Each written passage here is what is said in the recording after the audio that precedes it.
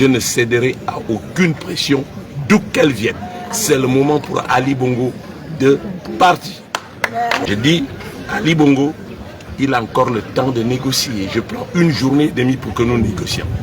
La seule négociation qui s'impose, c'est son départ. 60 ans de pouvoir, c'est trop. Je viens de voter. C'est un acte civique. De nombreux Gabonais sont morts pour cet acte, pour qu'ils soient libres.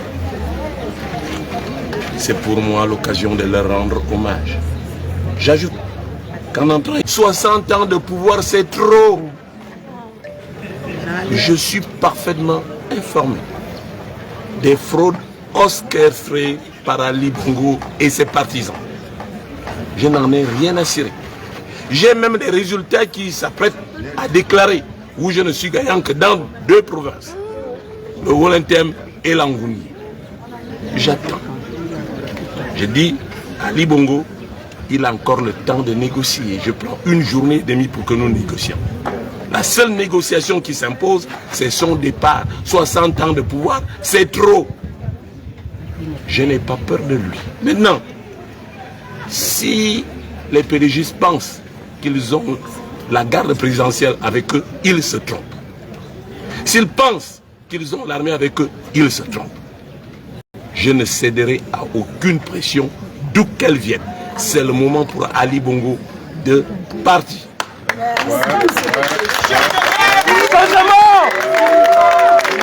J'ai été à l'intérieur du pays. Les images existent.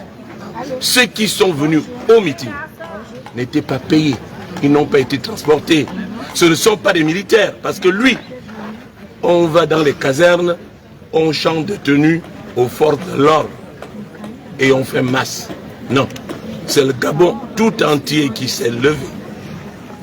J'en appelle à la communauté internationale et j'espère qu'on a bien écouté ce que j'ai dit. Aucune négociation ne sera possible. Je ne serai pas le premier ministre d'Ali Bongo. Il est temps, après 60 ans de pouvoir, qu'Ali Bongo parte. J'attends qu'il donne des instructions à ces jeunes gens qui magouillent dans l'ombre pour leur dire à la fin de la journée de demain, Albert Ondossa doit être déclaré vainqueur. Je dis que la porte est claire, la sortie est claire. On leur aménagera une porte de sortie.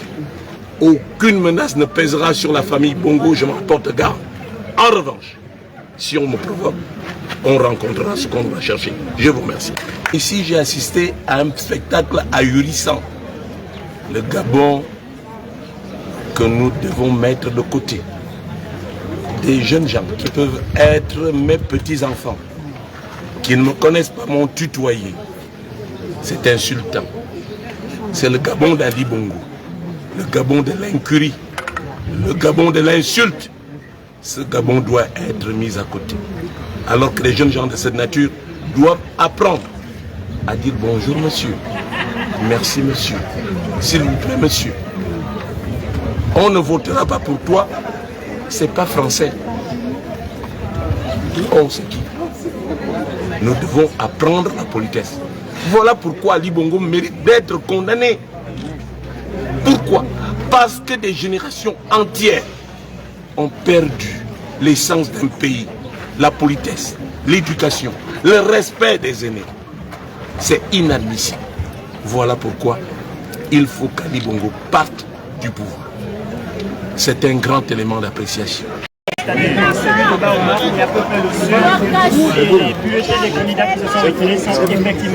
ne reviens pas sur ce que j'ai dit. Je vous ai clairement dit qu'Ali Bongo et ses sbires ont multiplié des éléments de fraude. Ça fait partie de la fraude. Je n'en discute pas. Ce que j'attends, c'est l'épilogue.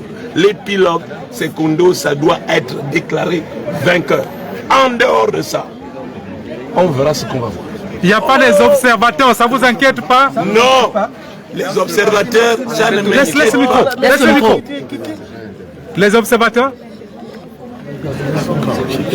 Les observateurs, ça ne m'inquiète pas. Parce que j'ai été à Paris, j'ai été à Bruxelles, j'ai été dans le BRICS. Tous les opérateurs internationaux, tous nos partenaires savent exactement ce qui se passe. La balle est du côté d'Ali Bongo qui doit effectivement déclarer, me féliciter et déclarer qu'il a perdu. Toute autre chose est peine perdue. Voilà où j'en suis.